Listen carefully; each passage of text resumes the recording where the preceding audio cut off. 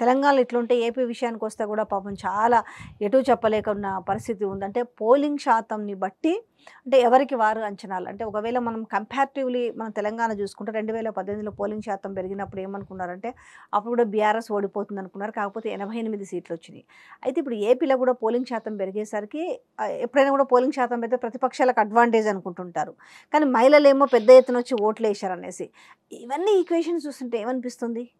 అంటే ఒకటమ్మా, నేను మొదటి నుంచి కూడా నాకు ఎప్పుడైతే ఆహ్, చంద్రబాబు నాయుడు గారు బీజేపీతో పొత్తు పెట్టుకున్నాడో, అప్పటినుంచి నాకు అనిపించింది he has done a blunder అని. అసలు ఏమీ లేదు. బీజేపీకి ఆంధ్రాలో అసలు ఏమాత్రం మద్దతు లేదు. ఇప్పుడు ఈయనే కావాలని ఏనా ఒక విషసర్పానికి పాలు పోసిన పని చేసినాడు. సహజంగా మోడీని యాజ్ ఎ ముఖ్యమంత్రి, గుజరాత్ ముఖ్యమంత్రిగా ఉన్నప్పుడు గోద్రా ఇన్సిడెంట్స్ సందర్భంలో చంద్రబాబు నాయుడు మాట్లాడినన్ని మాటలు దాదాపుగా అప్పటి ప్రతిపక్ష ముఖ్యమంత్రులు ఎవడు మాట్లాడలే. ఏ రాష్ట్ర ముఖ్యమంత్రి ఇంకో రాష్ట్ర ముఖ్యమంత్రిని అంతగా విమర్శించలే.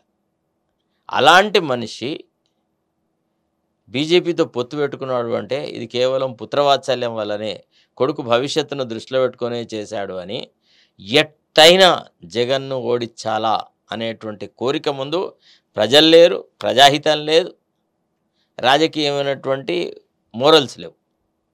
ఇది పచ్చి అవకాశవాదపు కలయిక అనేటువంటిది ఆనాడే తెలిపింది.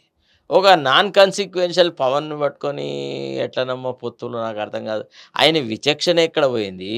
ఆయన ఇన్నేళ్ల పరిపాలన అనుభవం ఎక్కడ పోయింది? నిజంగా ఒకవేళ నేను ఊహిస్తున్న ప్రకారంగా అయితే జగన్ ఓడిపోతాడని నేను అనుకోవట్లేదు. ఒకవేళ మనలో మాట అయిందే అనుకుందాం, అయినా ఈ ఇద్దరిని పట్టుకొని చంద్రబాబు నాయుడు ఏం పరిపాలన అందిస్తాడమ్మా ఆంధ్రాలో? ఈయన ఎప్పుడు ఏం నిర్ణయం తీసుకుంటే వాడు అయ్యేది తెలియదు ఈ పవన్. బీజేపీ అయితే పద్ధతి ప్రకారంగా చంద్రబాబు నాయుడు వీకెన్ చేస్తూనే వస్తుంటుంది. పోతే సెకండ్ లైన్ ఆఫ్ లీడర్షిప్ ఏముంది టీడీపీలో? ఒకవేళ Chandrababu Naidu minus what is there చెప్పండి. So they are a national party, they will have ambitions to grow in Andhra. In such a context he would have gone himself all alone. ఒకవేళ చంద్రబాబు నాయుడు ఒక్కడే కనుక ఎన్నికల్లో నిలబడి అన్ని స్థానాలు కంటెస్ట్ చేసి ఉంటే the situation would have been different, political calculations would have been different. మా ఇంట్లో 3 పని వాళ్ళు ఉంటారమ్మా, అందరూ ఆంధ్ర వాళ్ళే. దాదాపు ఒక ఎన్నికల కంటే 3 రోజుల ముందే వెళ్ళిపోయినారు. పోయేటప్పుడు అందరినీ కావాలనే అవుట్ ఆఫ్ క్యూరియాసిటీ అడిగిన, ఏమైందమ్మా, ఎందుకమ్మా ఇంతకని ముందు అవుతుందా? అయ్యా, ఫస్ట్ నాడు నెల జీతం వచ్చినట్టుగా మాకు ఇంటికి డబ్బులు తీసుకువచ్చి ఇస్తున్న సార్ మా జగను,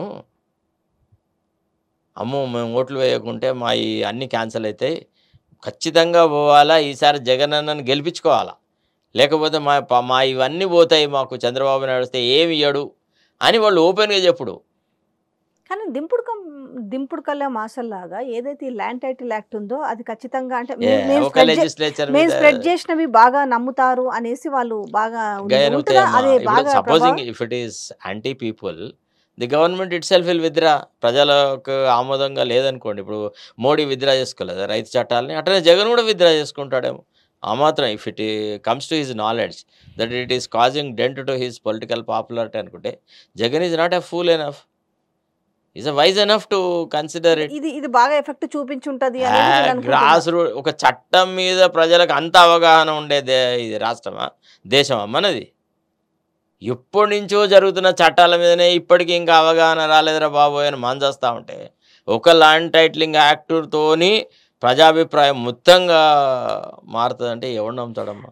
రాష్ట్రం మొత్తం మీద ఒక్క ప్రాంతం మీద బాగా మొన్న జరిగింది ఏంటి, అందరు గురి కూడా అంటే ప్రపంచవ్యాప్తంగా తెలుగులో ఉన్నది కూడా అసలు రాష్ట్రానికి సీఎం ఎవరు గెలుస్తారు అనేది పక్కన పెడితే, ఎవరైతారు అనేది పక్కన పెడితే, పిఠాపురంలో గురించి మాత్రం చాలా ఆసక్తిగా ఉంది. అంటే నిజంగా పవన్ గెలిస్తే కూడా ఆయన సీఎం మిరకల్, ఇది ఆయన ఎమ్మెల్యే గెలిస్తే ముఖ్యమంత్రి అయినట్టు, పవన్ గెలిస్తే ఆయన ముఖ్యమంత్రి అయినట్టుగా, ఇంకేం అక్కర్లేదు. ఇక రాష్ట్ర శాసనసభలో ఇప్పుడు ఆయన మొత్తం రక్తం కక్కిస్తాడు శత్రువులతోని. అంతమంది పోయి ప్రచారం అదే కదా లేనిది, జబర్దస్త్ స్టార్స్ లేనిది, క్యారెక్టర్ ఆర్టిస్ట్ లేనిది, పెద్ద హీరో లేనిది, చిన్న హీరో లేనిది, దట్ ఇట్ సెల్ ఎందుకు? Shows that it cell shows lack of confidence in himself. నాకు తెలిసి చాలామంది కాంగ్రెస్ నాయకులు నామినేషన్ వేయడానికి పోయి తర్వాత ఎన్నికల రిజల్ట్ నాడు పోయే నాయకులు తెలుసు నాకు. అంటే వాళ్ళకి అంత నమ్మకం వాళ్ళ ఎలక్టరేట్ మీద, మేమేం చేస్తాం అనేది, మమ్మల్ని మాకు ఎదురు అనేది. అంటే ప్రజలలో వాళ్ళంతా ఎంట్రెన్స్ అయ్యి ఉండేది. ఈ క్యారెక్టర్ ఆర్టిస్టులు, ఈ టైం పాసు, పార్ట్ టైము పాలిటీషియన్స్తో ఏమవుతాం. కేపాలు చేస్తుంటాడు కదా హడావుడి, అంతే ఇప్పుడు బై ఎలక్షన్ల గినుక పరిగెడుతుంటే పోలింగ్ సెంటర్ల గిన్నె ఆ టైపులో నిజంగా ఇక మొత్తానికి ఒక ఎంటర్టైన్మెంట్ కూడా ఇచ్చినట్టే అనుకోవచ్చు. సో ఓవరాల్గా ఏదున్నా కూడా అటు ఏపీలో కావచ్చు, తెలంగాణలో కావచ్చు, చాలా ఇంట్రెస్టింగ్ ఎలిమెంట్స్ అయితే ఉండిపోతున్నాయి, అంటే ఉంటాయి after basically result. Till yesterday he was my client. Very recently ఆయన అన్నాడు, no is no more my lawyer అని హైకోర్టులో డిక్లేర్ చేశారు. కాబట్టి నేను ఆయన గురించి మాట్లాడదలుచుకోలేదు. కానీ but it is a way of behaviour. అది ఆయన నమ్మకానికి సంబంధించినది. అంతే, చూద్దాం ఏం జరగబోతుందో. Thank you so much sir. Right.